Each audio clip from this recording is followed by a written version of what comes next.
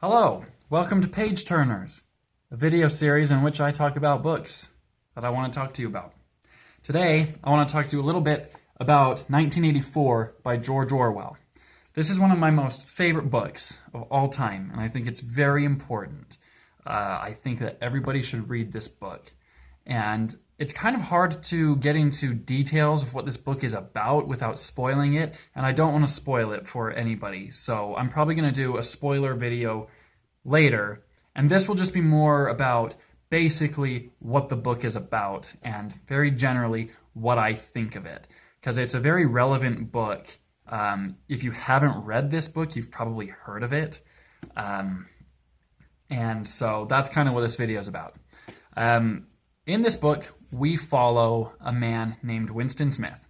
He's a middle-aged man living in a totalitarian society where there is one entity, the party, also known called Big Brother, that oversees and controls everything. They control what you should and should not, what you can and cannot do, say, even think. They have mass surveillance. There are cameras and videos literally everywhere. There's nowhere that you can hide from this organization, the party.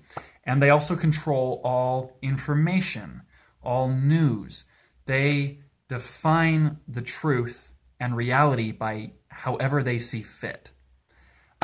So Winston is a man who works for the party.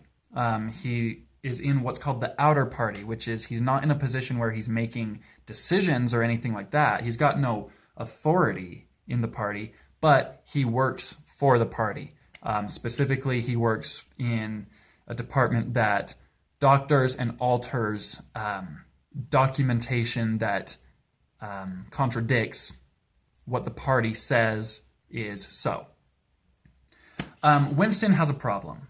And the problem is that he is not totally buying into the party.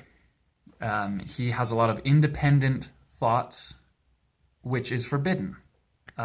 He realizes through his job that the party lies and that they're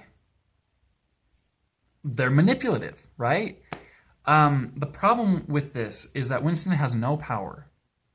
This is a story about a man who is completely trapped.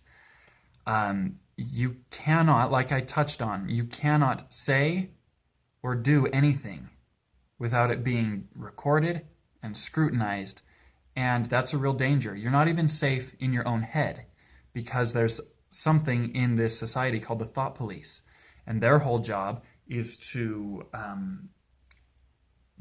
be on the lookout for any sort of twitch, any sort of hesitation, any sort of look on your face that might indicate that you are not totally 100% believing in the party. And if you are found to be guilty of a thought crime, that is to have an independent thought or to be going against what is the norm that is set by the party, you'll be vaporized, which means you will be taken out of existence. You will vanish without a trace, and nobody will even remember that you existed at all. They'll put it out of their heads at the command of the party. So this is a book about a man who is completely trapped, who decides to overthrow this party in one way or another. He wants to defeat them in one way or another, whether that is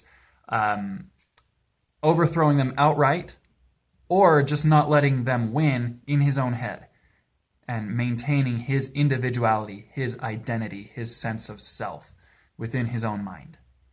This is a very riveting book. So many themes and things that we see happen in this book are even more relevant today than they were when the book was written. And you've got to read it. Like, please read it. It's so captivating.